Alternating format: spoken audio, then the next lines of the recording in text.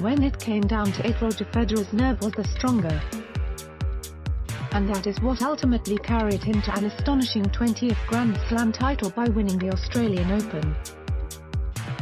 Forced into a fifth set after showing he was human by wavering in the fourth when 3-1 up. He finally saw off the challenge of Marin Cilic to win the final 6-2, 6-7, 6-3, 3-6, 6-1 in 3 hours and 3 minutes. There was a feeling it was meant to be when, somewhat controversially, the match was moved indoors due to a day of unusually steamy heat in Melbourne. These were bespoke conditions for him to play what was his 30th Grand Slam final. Federer has now drawn level with Novak Djokovic on 6 Australian titles. He is also the 4th person in history to hit the 20s in major singles titles, the others being Margaret Court, Serena Williams and Steffi Graf. Federer's record indoors is such that he will have been pleased to have the roof closed. A decision which was made in the half hour before the match after the mixed doubles final had also been held inside. There was certainly more humidity around and the temperature was baking hot, but it did not appear to have exceeded the 40-degree limit.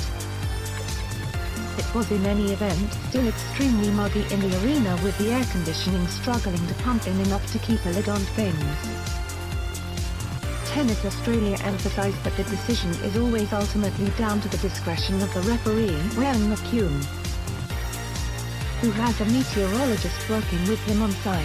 Cilic went in with a 1-8 head-to-head against the Swiss, and he initially looked a shadow of the player who had dismissed Kai Edmund and the eventually injured Rafael Nadal before he knew it.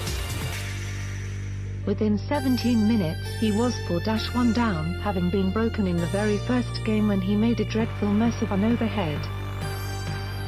He also appeared to have problem with his racket string tension, but despite changing his implement could not stop the first set going in 24 minutes. He stepped it up at the start of the second and created 2 break points at 1-0, but then needed to save 2 that Federer had at 2-2. By then Tennis Australia, sensitive to criticism by the likes of the Murray brothers, had put out a statement confirming the high levels of the humidity had exceeded the threshold. As ever, Federer was the crowd favourite, and he had plenty of support as Cilic found his length and rhythm more as the match progressed.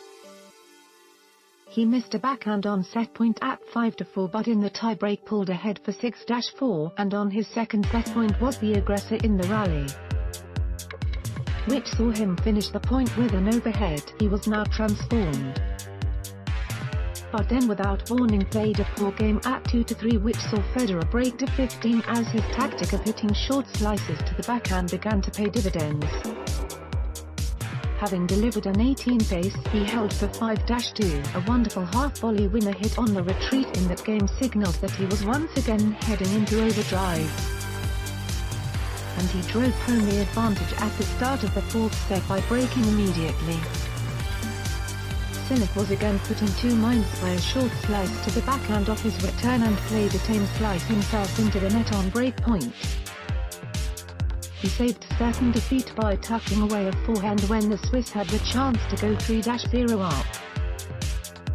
That turned out to be significant because at 3-2 it was Federer's turn to toss in a lousy game, and he was broken to love as Cilic swung away manically from the baseline. At times like this you have to remember that the Swiss is 36 and he was suddenly the one looking less energetic as the Croatian, filled with renewed spirit, took advantage of his drooping first serve percentage outbreak again with an inside-out forehand.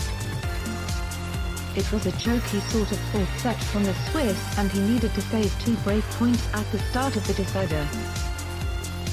Federer got fired up by a line call, and in the next game it was Cilic who suddenly came over all nervous, serving 2 double faults to allow his opponent to break. The Swiss was not going to make the same mistake twice, and for the second year in a row he sprinted for the line in a decider, clinching it in 33 minutes, albeit slightly less memorably than against Nadal 12 months ago.